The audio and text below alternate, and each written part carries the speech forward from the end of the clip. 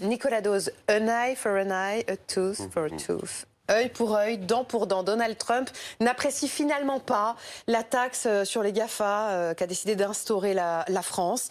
Et en représailles, il veut surtaxer des produits français, c'est ça? C'est ça. Alors en fait, il l'appréciait puis il l'apprécie plus. On a eu hier une enquête qui avait été commandée en juillet sur cette taxe GAFA, une enquête américaine qui dit elle est préjudiciable pour les entreprises américaines. Et Donald Trump, qui était favorable à l'idée d'une taxation mondiale sur les géants du net, a totalement changé d'avis, tout simplement parce que il vaut mieux avoir les GAFA avec soi que contre soi lorsqu'on brigue sa réélection.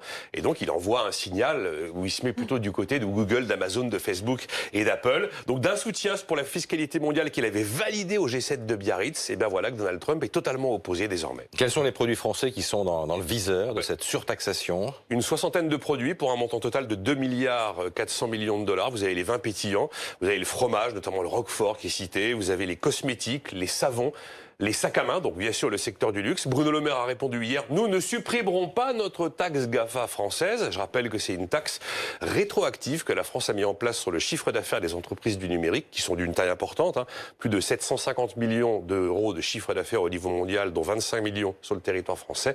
Et cette taxe doit rapporter quelques 600 millions d'euros cette année, enfin en 2020. On est très très loin des 2,5 milliards de dollars de menaces de sanctions américaines. Les vins pétillants, ça va du champagne à la clairette de Die. Absolument, les vins pétillants, ça va, c'est tous les vins où il y a des bulles, donc les autres ne seraient pas concernés. Mais là, si on se dit les choses, c'est quand même la guerre commerciale, non, entre la France et les États-Unis? Mais c'est pas bon signe tout ça. Là, on avait un espoir d'ébauche de fiscalité mondiale qui part en fumée, et puis tout ça intervient comme par hasard quelques heures avant la rencontre Trump-Macron à Londres pour le sommet de l'OTAN, après que le président français a considéré que l'Alliance Atlantique était en état de mort cérébrale. Donc vous avez tranquillement deux piliers des relations internationales d'après-guerre qui vacillent comme ça. Le rejet du protectionnisme et l'affirmation du libre-échange, et aussi la solidarité géostratégique autour justement de l'Alliance Atlantique.